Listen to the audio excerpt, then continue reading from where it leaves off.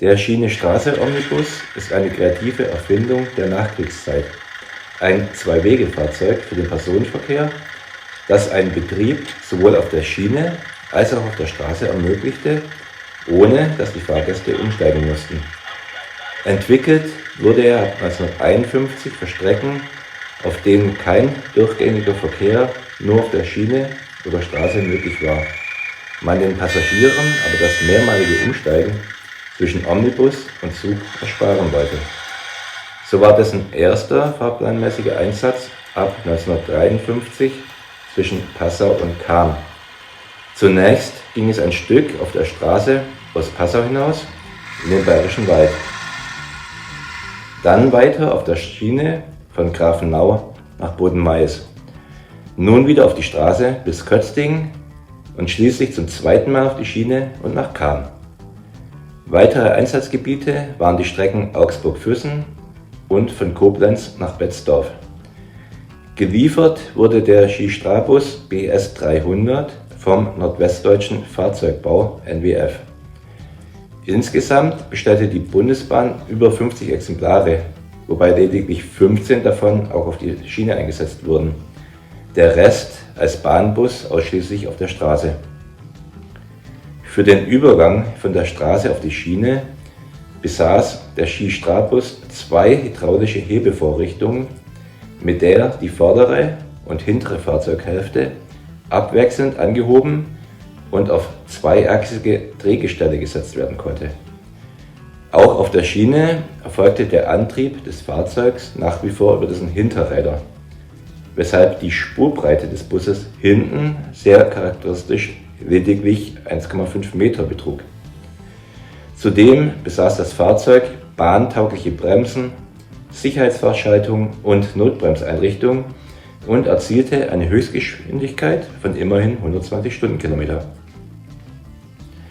Lediglich auf der Straße war das Gefährt mit seinem 120 PS Dieselmotor und höchstens 80 Stundenkilometern nach heutigen Maßstäben etwas schmalbrüstig unterwegs. Das Umsetzen soll in lediglich 3 Minuten möglich gewesen sein, wobei speziell ausgestattete Bahnhöfe mit Rillengleis und ein Vorhalten der Untergestelle im Bahnhof notwendig war. Auf der Relation Koblenz-Betzdorf wurde der Schiene-Straße-Omnibus immerhin bis 1967 eingesetzt, als Bahnbusse auch noch deutlich länger. Den Schi-Stra-Bus BS 300 gibt es in H0 als wunderschönes Modell von Modellbahn Union, hier links. Dieses basiert auf einer älteren Auflage von Brekina rechts, das ihn früher sowohl für 2 als auch 3 Leiter und auch als Digitalversion herausgebracht hatte.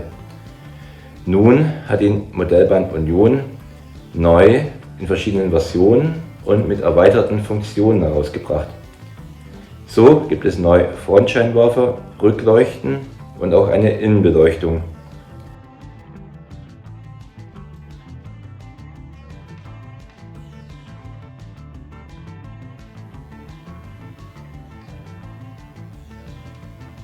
Vorne gibt es bei Fahrtrichtungswechsel auch einen Lichtwechsel.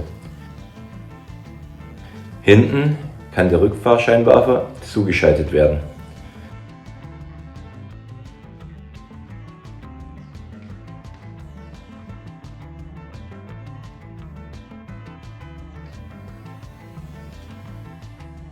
Wobei die Fahrgeschwindigkeit rückwärts bereits ab Werk sehr stark reduziert wurde, was ja auch vorbildgerecht ist. Denn welches Straßenfahrzeug hat rückwärts so viel Gänge wie vorwärts und fährt in beide Richtungen gleich schnell? Das gefällt mir eigentlich sehr gut.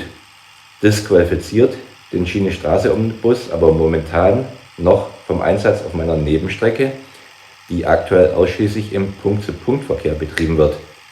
Rund 10 Meter rückwärts macht bei dieser Geschwindigkeit eher keinen Spaß. Ich bin mir aber absolut sicher, dass das Modell erneut zu meinen absoluten Lieblingen gehört, sobald die Gleisanlagen der Nebenbahn fertiggestellt sind und auch ein Kreisverkehr wieder möglich ist. Auf Wunsch ist außerdem eine Soundversion erhältlich.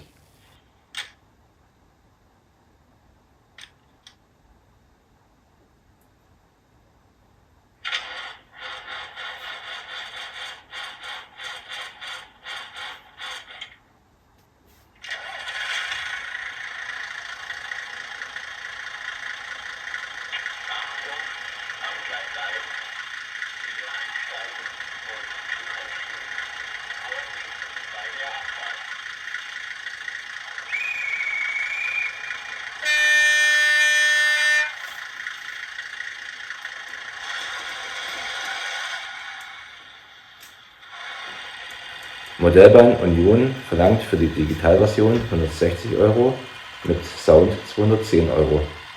Wie ich finde, ein sehr fairer Preis. Die angebotenen Modelle habe ich unten in der Videobeschreibung verlinkt. Dies ist ein sogenannter Affiliate-Link.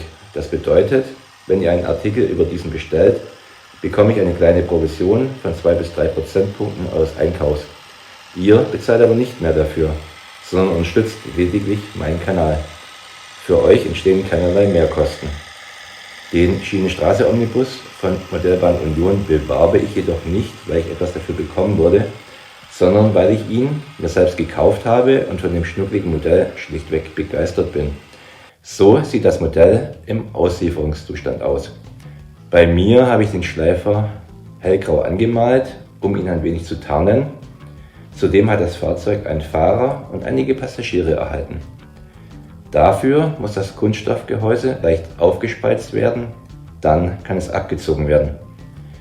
Irgendwie stellen sich mir dabei und bei dem Gedanken, was in einigen Jahren bei dieser Operation passieren könnte, falls einmal die ganzen Weichmacher aus dem Plastik ausgedampft sind, die Nackenhaare in die Höhe. Aber eigentlich funktioniert das Ganze völlig problemlos und ich habe auch noch nicht gehört, dass tatsächlich einmal bei jemandem ein Kunststoffmodell gerissen wäre. Das Fahrverhalten des Modells ist schön geschmeidig, wobei der Antrieb natürlich nicht wie beim Vorbild über die gummibesetzten Hinterräder, sondern direkt auf eine Achse des hinteren Drehgestells erfolgt. Beide Räder dieser angetriebenen Achse haben Haftreifen. Damit sollten auch die Traktionsprobleme des Vorbilds weniger ein Thema sein. Wobei ich die Anhängelast systembedingt nicht testen kann, da nichts an den Skistrabus angehängt wird. Aber typische Modellbahnsteigungen und Radien sollte das Modell hoffentlich klaglos durcheilen. Zumindest habe ich keinerlei Betriebsprobleme erkannt. Weder mit der neu aufgelegten Version von Modellbahn Union auf meiner K-Gleisanlage, allerdings nur in Kombination mit schlanken Weichen und Kurvenradien von größer als 550 mm. Aber auch nicht mit der Vorgängerversion von Trekina auf einer C-Gleisanlage mit einigen A1-Radien, Kürzen- und Langweichen, Dreiwegweichen, Doppelkreuzungsweichen, Steigungen von fast 4% etc. Soweit heute zu dem interessanten Sonderling des Schienenstraße-Omnibus BS 300. Vielen Dank für euren Besuch in meinem Hobbykeller. Falls ihr weiter mitverfolgen wollt, wie meine ganz persönliche Modellbahn-Traumanlage entsteht, so lasst gerne ein Abo da und schaut euch die weiteren Videos meiner entsprechenden Playliste an, die ich hier rechts verlinke. Ciao und pfiat euch, euer Jörg alias 1:87 Enthusiast.